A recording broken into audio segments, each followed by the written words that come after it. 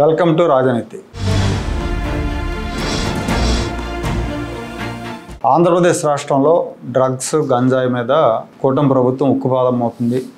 గత 5 ఏళ్లలో ఆంధ్రప్రదేశ్ గంజాయి కేంద్రంగా మారిన విషయం అందరికీ తెలుసు.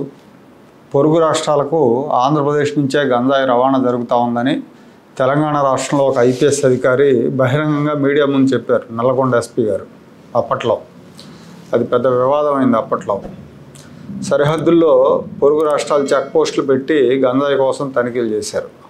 ఆంధ్రప్రదేశ్ సరిహద్దుల్లోనేమో అప్పట్లో బయట రాష్ట్రాల నుంచి మంచి నాణ్యమైన బ్రాండెడ్ మందు తెచ్చుకోకుండా తనిఖీలు చేస్తే పోలీసులు తెలంగాణ తమిళనాడు వైపు సరిహద్దుల్లో అక్కడ పోలీసులు ఆంధ్రప్రదేశ్ నుంచి గంజాయి తీసుకొస్తున్నారేమో అని తనిఖీలు చేసేవారు.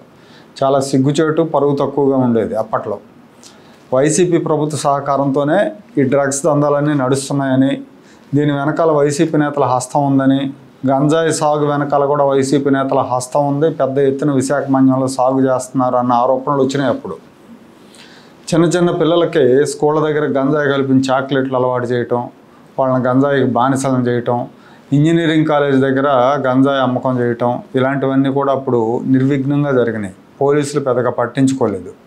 దీనివల్ల క్రైమ్ పెరిగిపోయింది.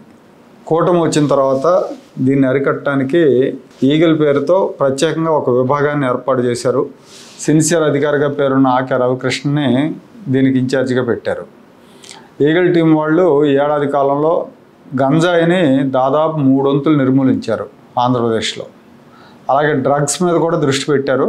రీసెంట్గా బెంగళూరు నుంచి దురంతో రైల్లో విశాఖపట్నం వెళ్తున్న చరణ్ అనే వ్యక్తిని ఈగల్ టీం సభ్యులు, టాస్క్ ఫోర్స్ అధికారులు పట్టుకున్నారు. ఇతని దగ్గర 36 LSD డ్రగ్ స్ట్రిప్స్ స్వాధీనం చేసుకున్నారు. ఇతన్ని విచారించినప్పుడు YSR Congress party student wing అధ్యక్షుడు కొండారెడ్డి కోసం ఈ స్ట్రిప్స్ తీసుకొస్తున్నట్టు వెల్లడించాడు. ఆ తర్వాత కొండారెడ్డిని కూడా పోలీసులు అదుపులోకి తీసుకున్నారు.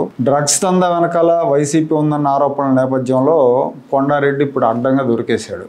వైసీపీ నాయకుడు, విద్యార్థి విభాగం నాయకుడు కొండారెడ్డి అడ్డంగా దొరికేశాడు. యువతని డ్రగ్స్కి బానిసలుగా మార్చడానికి వైఎస్ఆర్ కాంగ్రెస్ పార్టీ విద్యార్థి విభాగం నేతలను ఆ పార్టీ వాడుకుంటుందని తెలుగుదేశం నేతలు ఆరోపిస్తూ ఉన్నారు.